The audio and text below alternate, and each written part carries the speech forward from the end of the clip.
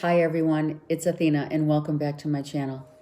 It is December 23rd, 2020. Okay, so as the story continues of the Star of Bethlehem, the kings brought frankincense and myrrh as gifts to present to the king.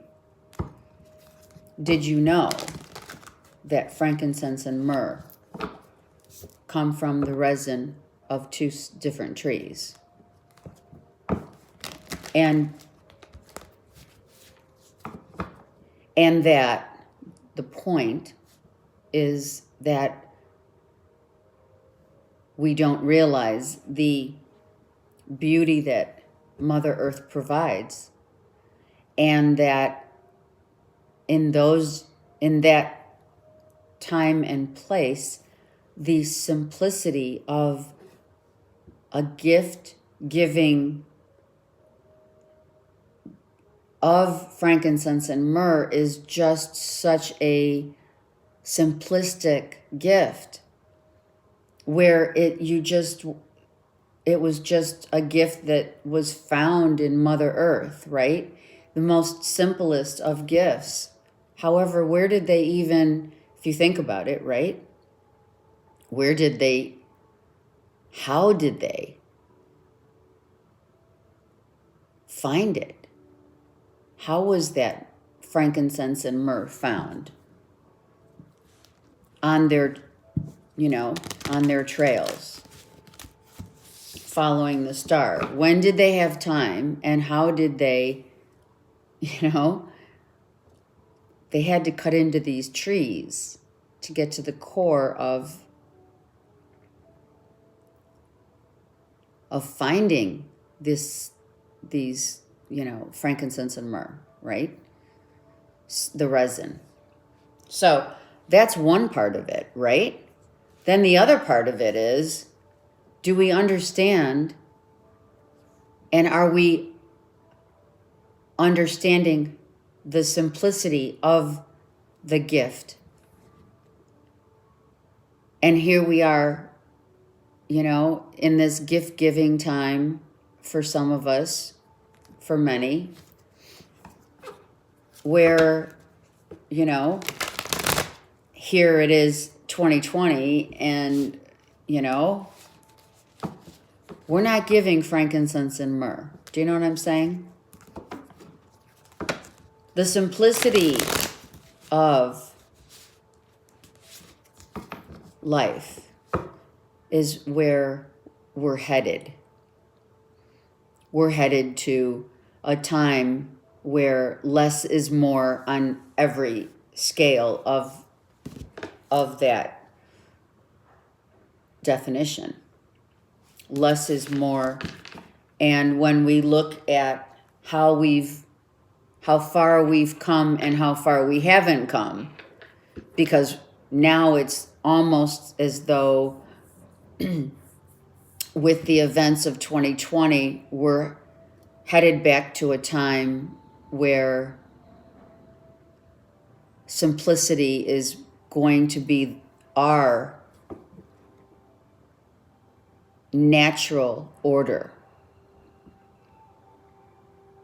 And that bodes true for the way we communicate with others. And that it ties in, follow me, less is more as far as we see it during this holiday season and what we're going through, but also as we have transitioned into text mode and things like that, Snapchat, whatever, that gets lost in translation too. So as the gift giving of years pass from the time of Jesus to the time that we're at now, you see that it was lost in translation, as has our language barrier. Hence why all the wars, all the disagreements, people not on the same page, because language is to, in many ways, the fault of literally our stars, right? I don't know, I heard that. So, but what does that mean? So when you tie it in, because there's a thread always, the thread is lost in translation of gift giving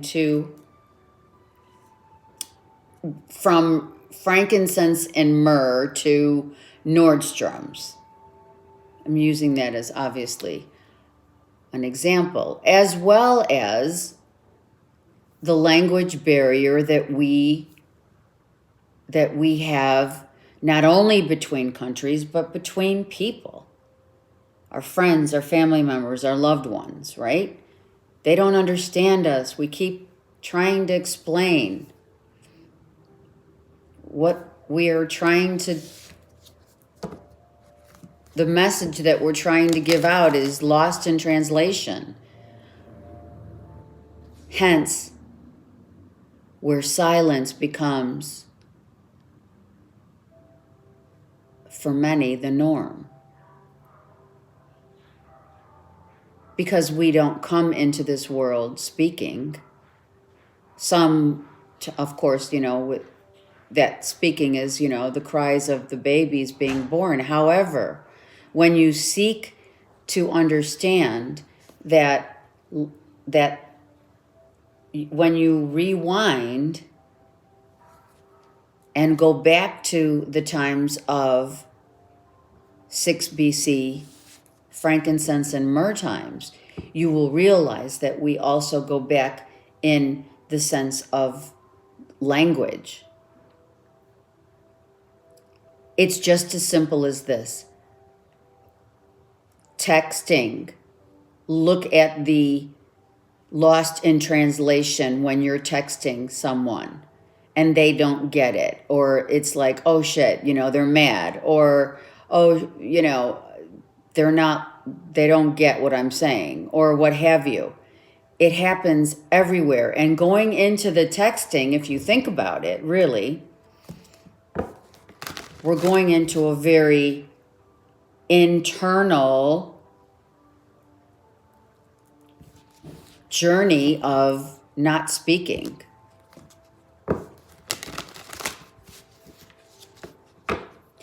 You don't, when you are with the person that is your soul counterpart, right?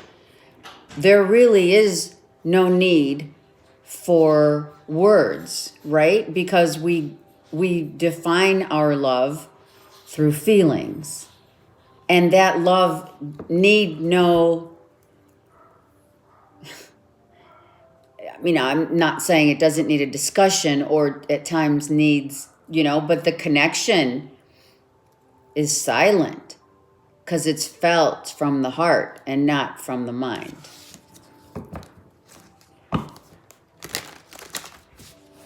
So when you're thinking about this holiday season, for those of you who are celebrating the holiday, think about the times of frankincense and myrrh and when those gifts were given,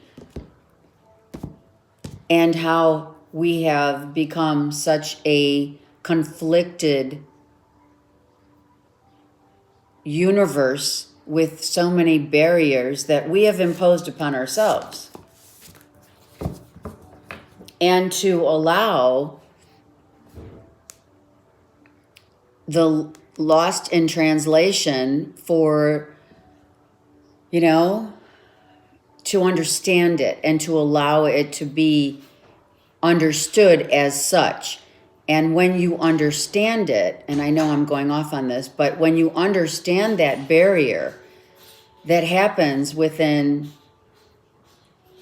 everyday life, right? Then you can relate and kind of go back to a silent mode of understanding it. I know I went off for 10 minutes, but it had to be said. If I did this reading in silence, right?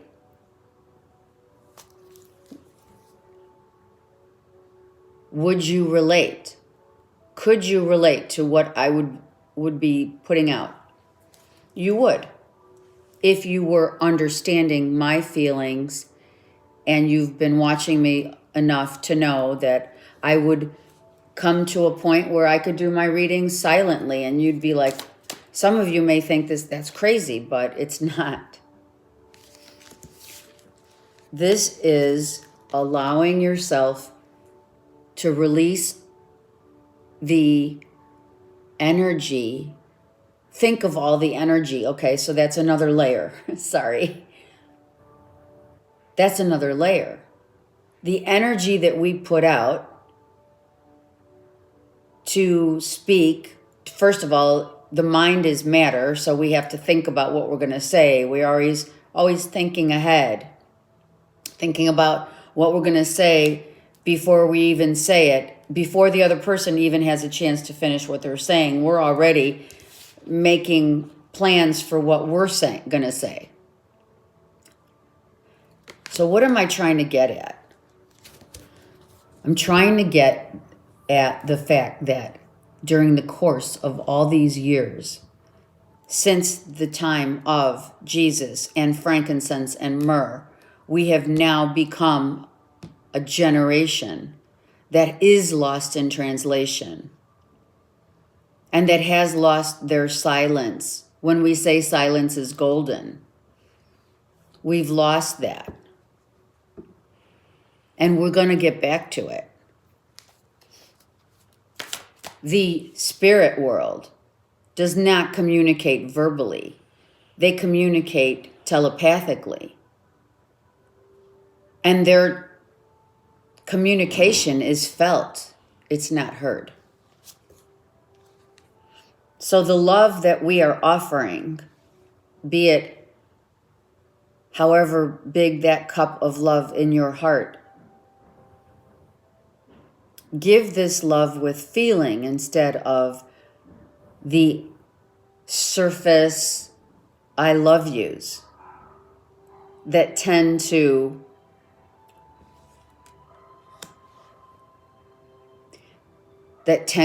be not as authentic. Because this is not speaking, getting out of that energy of needing to always have the answers, needing to always talk, needing to always be on guard, be ready. That's going away. For what? For the original authenticity of what is known as agape. It's Greek, love. Agape love is the highest form of love. And it takes you to new ventures, to new vistas. Let it take you there.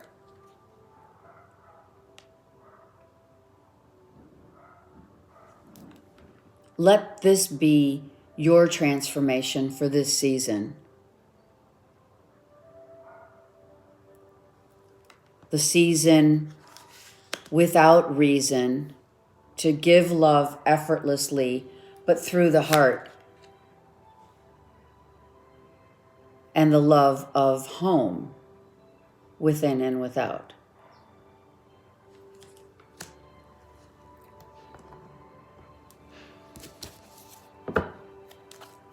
Because at the end of the day, this is all that matters.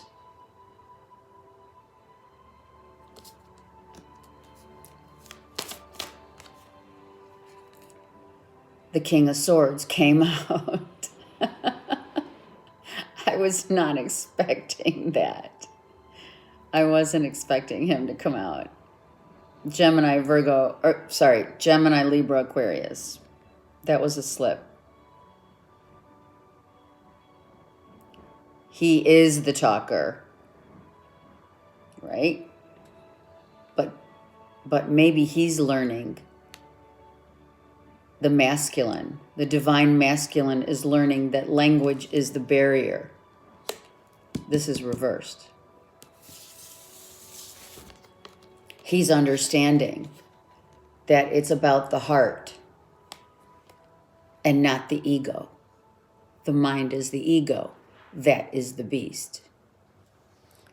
The beast, right? The devil is in the details. The mind is your ego. And now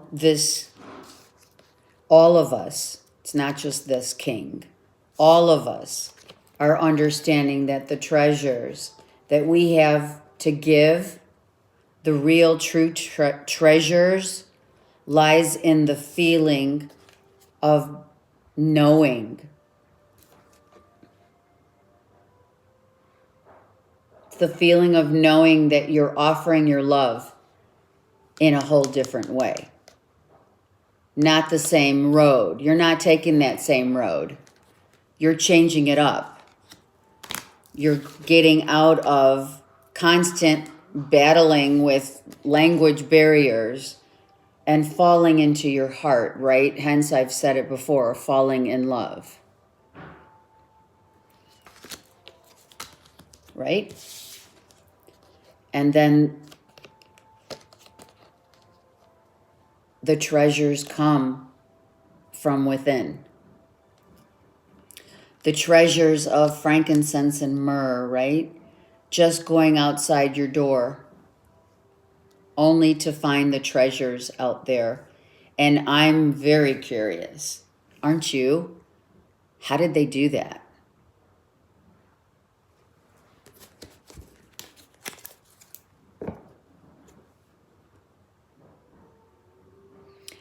They did it to survive.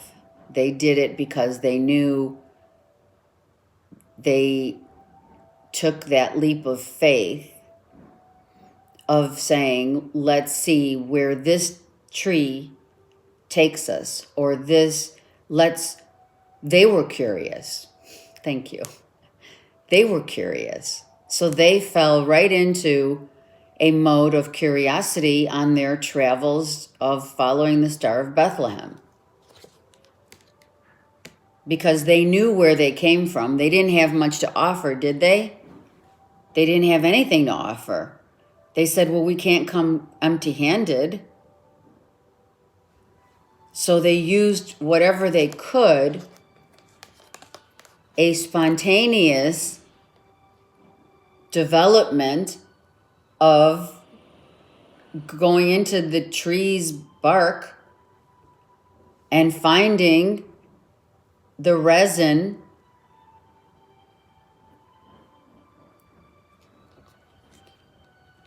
or it becoming the resin, you know what I mean? Because that's the power of the driven force of passion.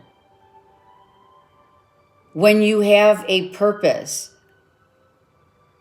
and you're driven by this purposeful, passionate feeling, the energy of, I've got to bring something. I can't come empty-handed.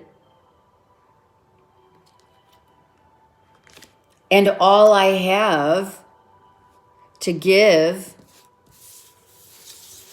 is the love. How do I show that love without needing, let me put this down. How do I show that love without needing to speak it? I mean, the times of old, before Christ, after Christ, well, there was very little language. There became more language barriers, of course, right? But it didn't start out like that.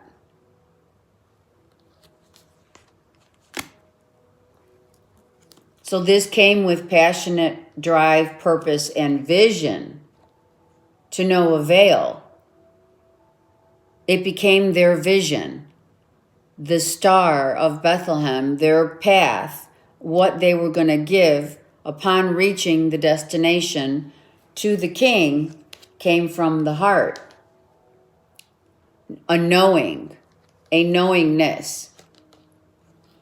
But the drive, hence was spoken how are we going to do it, right? They had to come together and talk about what they were going to give the king, Lord Jesus, right? How they were going to offer it up. And they said, well, we're going to have to dig deep. And that's what they did.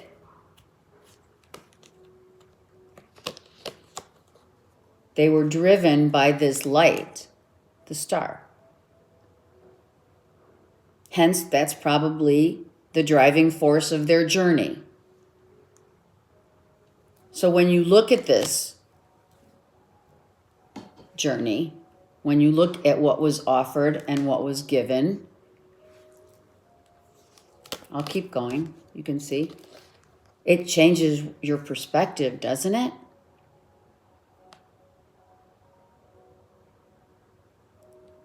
It almost kind of makes you feel like upside down. Like that's the real issue here.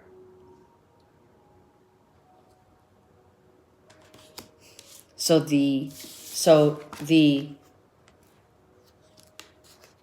getting out of an egoic mindset sets one free.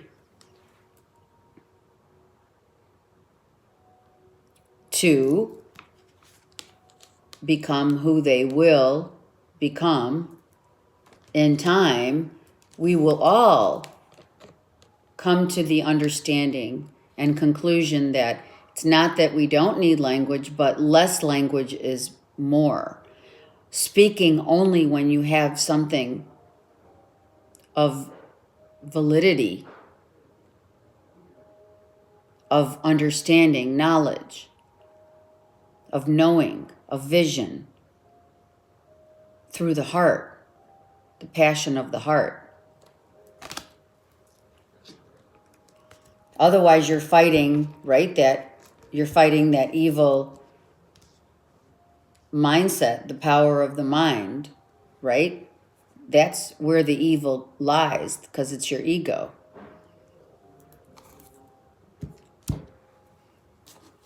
So we take this reading to understand the gifts that you're giving and or sharing and receiving are a lot different than, right? Are a lot different. Because the value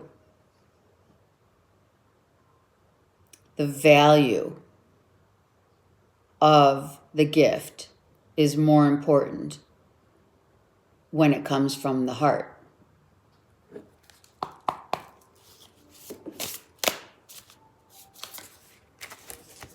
So take a risk. What does that mean? Take this risk. This is the risk, right? This holiday season, when you're sitting around the tree or the family room or your dinner table with your friends and family,